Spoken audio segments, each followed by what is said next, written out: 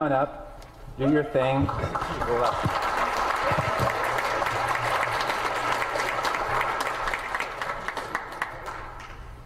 Have you ever wondered why Canada is in debt?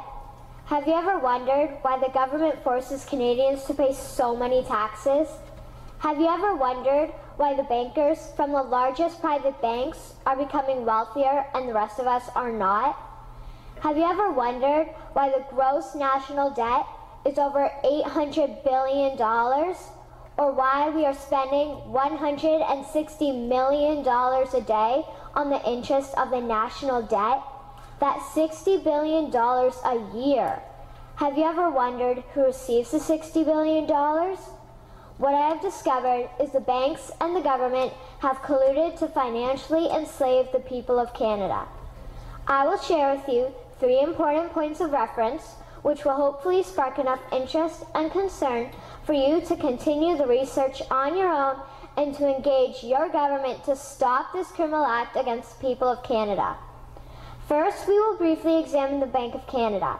Second, we will see how our banking system works today. And lastly, I will offer a viable solution that we can petition our government to implement.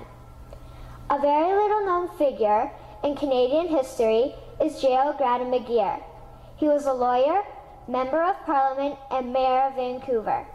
His contribution to Canada is probably the greatest in our history. He championed the creation of the National Bank of Canada, whose sole purpose is to create and manage Canada's money.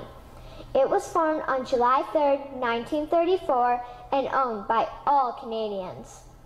Until the 1970s, because of the Bank of Canada, Canada's national debt was held at a constant, manageable level, until the government decided to implement what we now have as our modern-day banking system that is robbing the Canadian people. So how are they robbing us? Allow me to explain how our private banks and government work today. First, the Canadian government borrows money from the private banks. They then lend the debt-based money to Canada with compounded interest.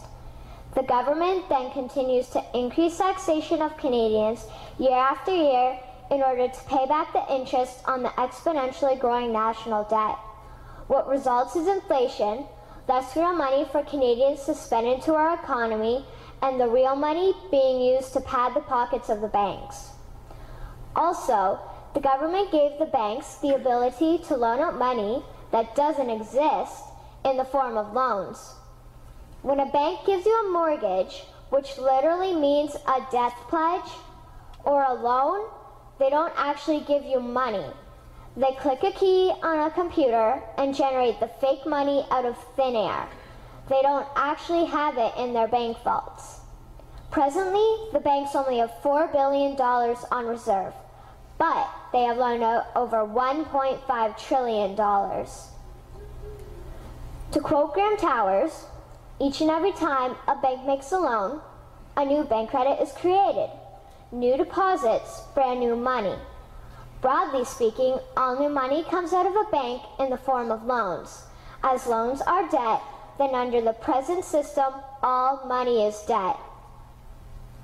What I find interesting is even Jesus, in Matthew 21, drove out the money changers in the temple because they were manipulating the currency to steal money from the people.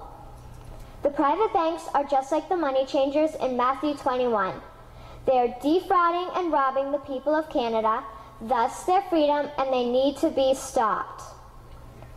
How should the banking system work? In an infamous interview, Mr. McGeer asked Mr. Towers, "Can you tell me why a government with power to create money should give that power away to a private monopoly and then borrow that which Parliament can create itself back at interest to the point of national bankruptcy?" Mr. Towers replied, "If Parliament wants to change the form of operating the banking system, then certainly that is within the powers of Parliament. In other words, if the Canadian government needs money, they can borrow it directly from the Bank of Canada. The people would then pay fair taxes to repay the Bank of Canada.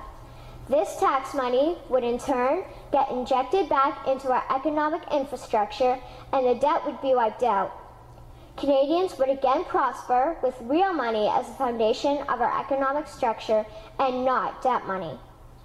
Regarding the debt money owed to the private banks, such as the Royal Bank, we would simply have the Bank of Canada print the money owing, hand it over to the private banks, and then clear the debt with the Bank of Canada. And yes, we have the power and lawful right to do so.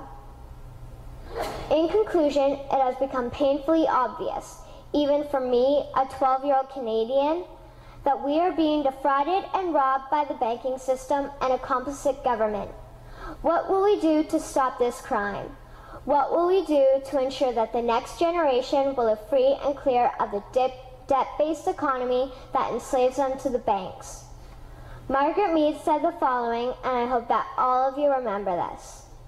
Never doubt that a small group of people can change the world. Indeed, it is the only thing that ever has. Thank you.